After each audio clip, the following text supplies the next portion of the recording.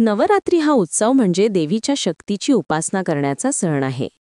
या 9 दिवसांत आपण 9 रूपांच्या देवीची पूजा करतो. प्रत्येक रूप आपल्या जीवनाला एक वेगळी ऊर्जा, संदेश आणि प्रेरणा देते. 1. शैलपुत्री. पर्वतराज हिमालयाची कन्या, स्थैर्य, संयम आणि भक्तीचे प्रतीक. 2. ब्रह्मचारिणी. तप आणि साधनेत रमणारी देवी, ज्ञान, शांती आणि धैर्याची देवी. 3. चंद्रघंटा. अर्धचंद्रासह तेजस्वी देवी, साहस, शौर्य आणि विजयाचे प्रतीक. 4. कुष्मांडा. सूर्यप्रकाशासारखी तेजस्वी देवी, ऊर्जा, सर्जनशीलता आणि स्वास्थ्याचे प्रतीक. 5. स्कंदमाता. कार्तिकेची माता, मातृत्व, करुणा आणि भक्तीची देवी. 6. कात्यायनी.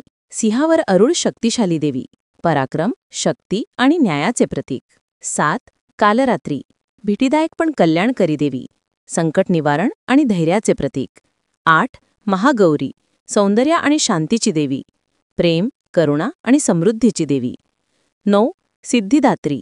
सर्व सिद्धी देणारी देवी, आध्यात्मिकता, साधना आणि मोक्षाचे प्रतीक. नवरात्री फक्त पूजा नाही तर सत्य, धर्म आणि शक्तीच्या मार्गावर चालण्याची शिकवण आहे.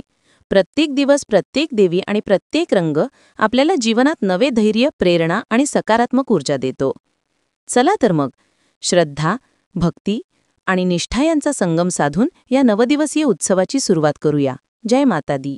नवरात्री हा देवीच्या 9 रूपांची उपासना करण्याचा उत्सव आहे. पहिल्या दिवशी पूजली जाणारी देवी म्हणजे शैलपुत्री. पर्वतराज हिमालयाची कन्या म्हणून ती पृथ्वीवर अवतरली. तिचे रूप शांत, संयमी पण अत्यंत पराक्रमी आहे.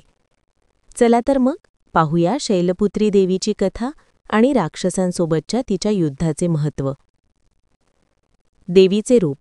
शैलपुत्री देवीच्या एका हातात त्रिशूल आणि दुसऱ्या हातात कमळ आहे. ती पवित्र नंदीवर आरूढ आहे. तिच्या चेहऱ्यावर दिव्य तेज आणि डोक्यावर चंद्राचे अलंकार आहेत. हे रूप धैर्य, भक्ती आणि स्थैर्याचे प्रतीक मानले जाते. पुराणकथेनुसार एकदा तारकासूर नावाचा बलाढ्य राक्षस होता. त्याने कठोर तप करून ब्रह्मदेवाला प्रसन्न केले आणि असा वर मिळवला की फक्त भगवान शिवाचा पुत्रच माझा वध करू शकेल. हा वर मिळाल्यावर तारकासुराने देव आणि मानवांवर प्रचंड अत्याचार सुरू केले. त्रस्त देवांनी भगवान विष्णूंना मदत मागितली. विष्णूंनी सांगितले की तारकासुराचा नाश करण्यासाठी पार्वतीने पृथ्वीवर अवतार घ्यावा लागेल.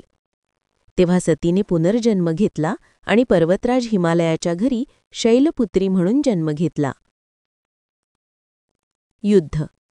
शैलपुत्रीने कठोर तप करून भगवान शिवाला पती म्हणून प्राप्त केले.